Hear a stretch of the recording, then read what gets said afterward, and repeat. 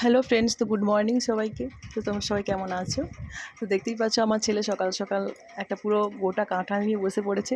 যেহেতু বাড়িতে এই কাঁঠালটা হয়েছিল বাড়ির গাছে, তো গাছেতেই পেকে গিয়েছিল। সকাল সকাল আমার ছেলে হাত মুখ ধুয়ে একদম বসে পড়েছে কাঁঠাল ছুঁড়তেও কাউকে আর হাত দিতে দেয়নি, কারণ ও নিজেই বলেছে আমি নিজেই এটাকে ছুঁড়বো।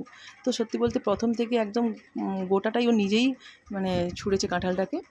তো ওর সঙ্গে ওর সহযোগিতায় ছিল একটা ছোট্ট পুচকে ভাগ্নি।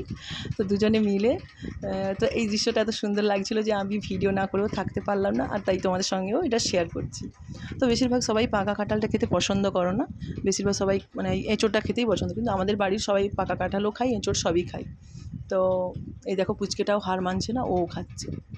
যদিও এটা পেটের পক্ষে অতটাও সুটেবল নয়, তবুও একটু তো সবাইকে দেখো সব জিনিসটাই টেস্ট করাটা দরকার, তাই ফুচকেটাও টেস্ট করছে। এবার ছেলে এখানে দেখো ছাড়াতে ছাড়াতে ও নিজে খাচ্ছে এবং ছাড়াচ্ছে। দেখো এতগুলো নিজেই ও ছাড়িয়েছে পুরো একদম শেষ থেকে, প্রথম থেকে একদম শেষ পর্যন্ত ও হার মানেনি, কাঁঠাল ছাড়াচ্ছে। ওর একটা মজা লেগেছে। তো তোমাদের কেমন লাগলো ভিডিওটা জানাবে। Thank you.